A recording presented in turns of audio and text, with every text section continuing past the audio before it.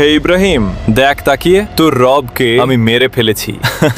আল্লাহ তাআলাকে মেরে ফেলার জন্য নমরুদ আকাশে উঠেছিল। এরপর কি হয়েছিল জানলে আপনিও অবাক হবেন। আল্লাহ পবিত্র কোরআন শরীফকে দেখার পরে ভিডিওটিতে লাইক এবং সাবস্ক্রাইব করে দিবে এবং ভিডিওটাকে 10 জনকে শেয়ার করে দিবে। আপনি তাকে পরীক্ষায় পাশ করিয়ে দিয়েন। সবাই কমেন্টে আমিন বল। হযরত ইব্রাহিম আলাইহিসসালাম যখন নমরুদকে আল্লাহ তাআলার প্রতি ঈমান আনতে বললেন, তখন ঈমান তো আনলই না, বরং উল্টো করে বলে দিল, হে ইব্রাহিম, অচিরেই তোমার আল্লাহকে হত্যা করে তার রাজ্য দখল করে নেব। এরপর সে শয়তানের পরামর্শ অনুযায়ী চাকটি শকুনের গায়ে তার বানানো জানটিকে বেঁধে নিল। এদিকে শকুন যেন উপরে ওঠে, সে যেন চাকটি মহিষ জবাই করল এবং তার গোশত শকুনের মাথায় এমন ভাবে বেঁধে দিল। শকুন সেগুলো খাওয়ার জন্য যখন উড়াল দিত, তখন গোশত উপরে উঠে যেত। এদিকে নমরুদও দিন দিন উপরে উঠতে লাগলো। এভাবে 3 দিন 3 রাত উপরে উঠে নমরুদ আল্লাহ তাআলাকে মারার জন্য তীর নিক্ষেপ করলো। তখন আল্লাহ তাআলা তীরের মাথায় মাছের রক্ত মিশিয়ে আবার নিচে নিক্ষেপ করলেন। তখন নমরুদ দেখে বলল, হে ইব্রাহিম, দেখো তোমার রবকে হত্যা করে ফেলেছি। তখন হযরত ইব্রাহিম আলাইহিসসালাম বললেন, আরে নমরুদ, আমার আল্লাহর কোনো মরণ নেই। তীরের মাথায় রক্ত মাখিয়ে তোমায় সান্ত্বনা দেওয়া হয়েছে।